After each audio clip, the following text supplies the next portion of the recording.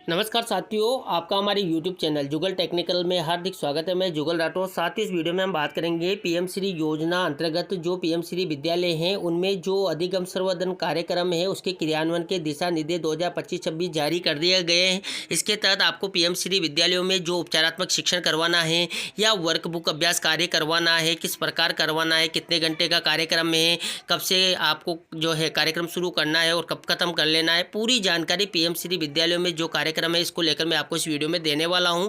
तो कंप्लीट पूरा वीडियो देखिए। और आप हमारे चैनल पे नए और अभी तक आपने हमारे चैनल को सब्सक्राइब नहीं किया तो चैनल को सब्सक्राइब करें, बेल आइकन प्रेस करके ऑल पर जरूर क्लिक करें, क्योंकि ऐसी लेटेस्ट जानकारी मैं आपको लगातार देता रहता हूं। तो शुरू करते हैं। तो देखिए, राजस्थान स्कूल शिक्षा परिषद के द्वारा पीएम श्री योजना अंतर्गत अधिगम संवर्धन कार्यक्रम के क्रियान्वयन हेतु दिशा निर्देश सत्र 2025-26 जारी कर दिए गए हैं। यानी कि जो लर्निंग इनहांसमेंट प्रोग्राम है इसके तहत आपको क्या क्या करना है। तो सबसे पहले परिचय की बात कर लेते हैं। वार्षिक कार्य योजना बजट सत्र 25-26 अंतर्गत गत सत्रों की भांति पीएम श्री योजना अंतर्गत चयनित 639 राजकीय विद्यालयों में अधिगम संवर्धन कार्यक्रम अनुमोदित किया गया है। पीएम श्री विद्यालयों में अध्ययनरत विद्यार्थियों के सीखने की गति और अधिगम परिणामों में सुधार लाने के उद्देश्य से अधिगम संवर्धन कार्यक्रम अंतर्गत कक्षा 6 से 12 के विद्यार्थियों के लिए उपचारात्मक शिक्षण यानी कि रेमेडियल टीचिंग प्रदान किया जाना है। इसके तहत देखिए जो ये कार्यक्रम, इसके तहत जो उद्देश्य है वो आप यहाँ पर देख सकते हैं। बजट की बात करें तो देखिए 25-26 में जो बजट है इसमें मेजर कंपाउंडेंट जो है, इसमें देखिए करिकुलम है, पेडागोजी है और असेसमेंट है। एक्टिविटी नेम की बात करें तो लर्निंग इनहांसमेंट प्रोग्राम यानी कि LEP और रेमेडियल टीचिंग, ये दो कार्यक्रम हैं। एक्टिविटी मास्टर की बात करें तो देखिए लर्निंग इनरिचमेंट प्रोग्राम यानी कि LEP, यहाँ पर देखिए बच्चों की संख्या दे रखी है और यूनिट पर कॉस्ट है 500 रुपये है।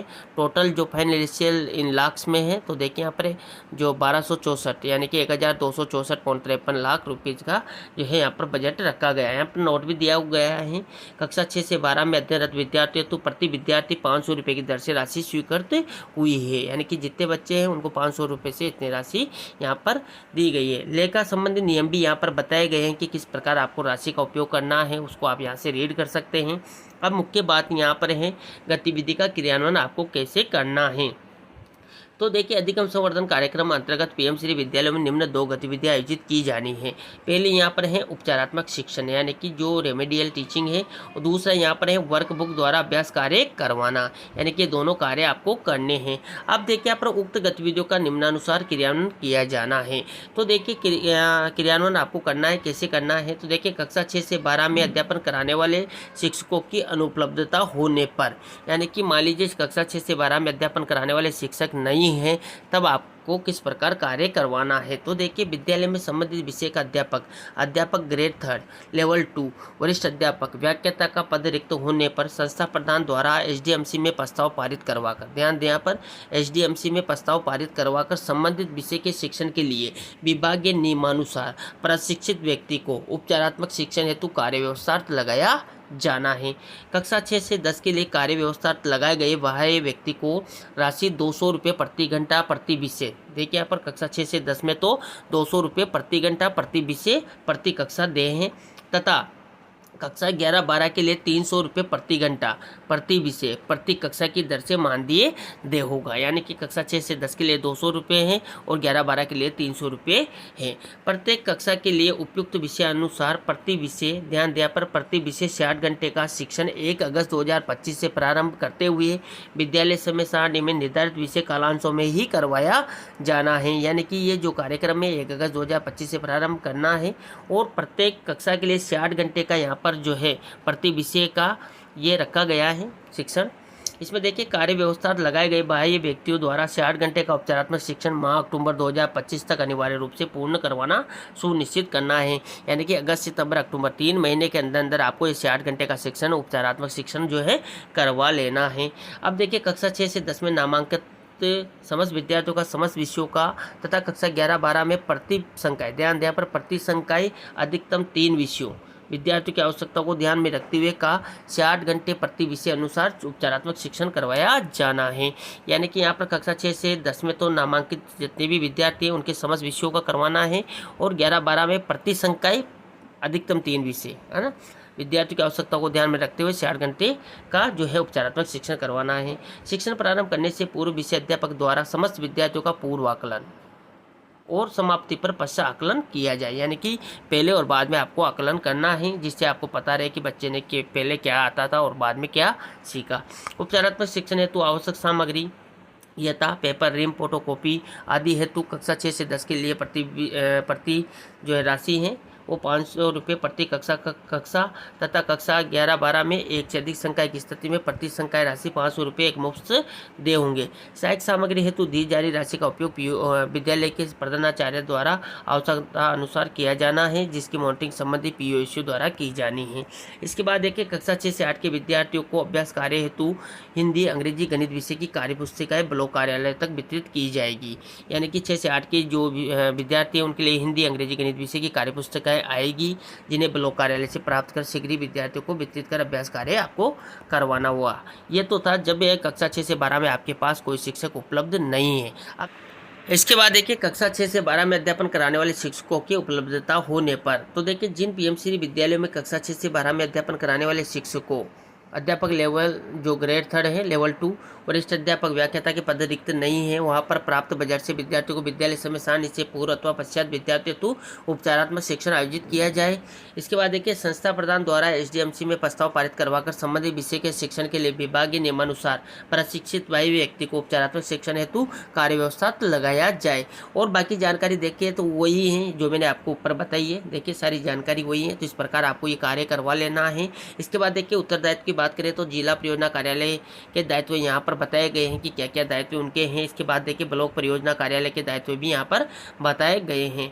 इसके बाद देखिए यहाँ पर जो मुख्य बात है इसमें देखेंगे आप तो विद्यालय अवलोकन के समय साला तथा पोर्टल पर उपलब्ध मॉड्यूल के अनुसार कार्य व्यवस्था लगे बाह्य व्यक्तियों की सूचना भौतिक सत्यापन किया जाना है, तो ये ब्लॉक कार्यालय द्वारा किया जाना है।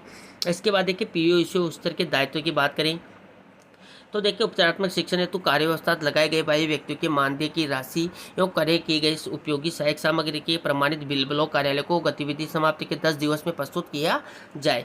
विद्यालय अवलोकन के समय साला दर्पण मॉड्यूल जो है पोर्टल पर जो उपलब्ध मॉड्यूल है उसके अनुसार कार्य व्यवस्था लगे बाह्य व्यक्तियों की सूचना भौतिक सत्यापन किया जाए। अब देखिए PM श्री विद्यालय के संस्था प्रधान के दायित्व की बात कर लेते हैं। देखिए अधिगम संवर्धन कार्यक्रम LEP हेतु विद्यालय स्तर पर प्रभावी नियुक्त किया जाए, जिसके द्वारा अधिगम संवर्धन कार्यक्रमों का क्रियान्वयन और उसका समस्त दस्तावेज का विद्यालय स्तर पर संधारण किया जाए। कक्षा 6 से 10 में समस्त विषयों और कक्षा 11-12 में विद्यार्थियों की आवश्यकताओं को प्राथमिकता देते हुए प्रति संकाय अधिकतम 3 विषयों का उपचारात्मक शिक्षण कराया जाए। उपचारात्मक शिक्षण के लिए कार्य व्यवस्था लगाए गए बाह्य व्यक्तियों की सूचना प्रपत्र 1 के अनुसार संधारित कर ब्लॉक कार्यालय तक प्रेषित की जाए। उपचारात्मक शिक्षण 1 अगस्त 2025 से प्रारंभ होकर माह अक्टूबर 2025 तक 60 घंटे पूर्ण करवाए जाए। उपचारात्मक शिक्षण हेतु कार्य व्यवस्था लगाए गए बाह्य व्यक्तियों की मानदेय की राशि यूँ क्रय किए गए उपयोगी सहायक सामग्री के प्रमाणित बिल ब्लॉक कार्यालय को गतिविधि समाप्ति के 10 दिवस में प्रस्तुत किया जाए। कुल 60 घंटे के शिक्षण में से 30 घंटे का शिक्षण पूर्ण होने पर बाह्य व्यक्ति के मानदेय का भुगतान सुनिश्चित किया जाए, जिससे कि परिषद कार्यालय द्वारा जारी राशि का समय पर सदुपयोग हो सके। इसके बाद देखिए मॉनिटरिंग और रिपोर्ट के भी यहाँ पर प्रपत्र दिया गया है, जिसको आप रीड करके यहाँ पर कर सकते हैं। समय सीमा की बात करें तो देखिए कक्षा 6 से 12 के विद्यार्थियों को उपचारात्मक शिक्षण 1 अगस्त 2025 से माह अक्टूबर 2025 तक कार्य व्यवस्था लगे प्रशिक्षित बाह्य व्यक्तियों द्वारा 60 घंटे का अनिवार्य रूप से प्रदान किया जाना है, यानी कि 60 घंटे का शिक्षण करवाना है। उपयोगिता प्रमाण पत्र प्रेषित करना है, दस्तावेज जो है उनका आपको जो है संधारण करना है। इस प्रकार ये पूरी जानकारी यहाँ पर दी हुई है, देख सकते हैं यहाँ पर। इसके बाद देखिए जो उपचारात्मक शिक्षण है तो कार्य व्यवस्था लगाए गए व्यक्तियों की समय की सूचना है, तो ये प्रपत्र 1 है, ये आपको फिल करके जो है CBO कार्यालय में PO में आपको देना होगा। तो इस प्रकार ये प्रपत्र 1 है। इसका मैंने जो है PDF का लिंक भी जो है वीडियो के डिस्क्रिप्शन में दे दूंगा, वहाँ जाकर आप पूरी जानकारी कर सकते हैं। तो ये थी साथियों यहाँ पर जो PM श्री योजना अंतर्गत अधिगम संवर्धन कार्यक्रम जो है उसका क्रियान्वयन आपको किस प्रकार करना है, यानी कि जो LEP है इसमें आपको जो उपचारात्मक शिक्षण करवाना है या वर्कबुक का जो अभ्यास करवाना है, 60 घंटे का शिक्षण करवाना है, इसको लेकर पूरी जानकारी क्या है मैंने आपको इस वीडियो में देने का प्रयास किया। आपको हमारी जानकारी कैसी लगी? जानकारी अच्छी लगी तो लाइक शेयर करें, और अभी तक आपने हमारे चैनल को सब्सक्राइब नहीं किया तो चैनल को सब्सक्राइब करें, बेल आइकन प्रेस करके ऑल पर जरूर क्लिक करें, क्योंकि इसी लेटेस्ट जानकारी मैं आपको लगातार देता रहता हूँ। धन्यवाद साथियों, फिर मिलते हैं नए वीडियो में नई जानकारी के साथ, तब तक के लिए जय हिंद।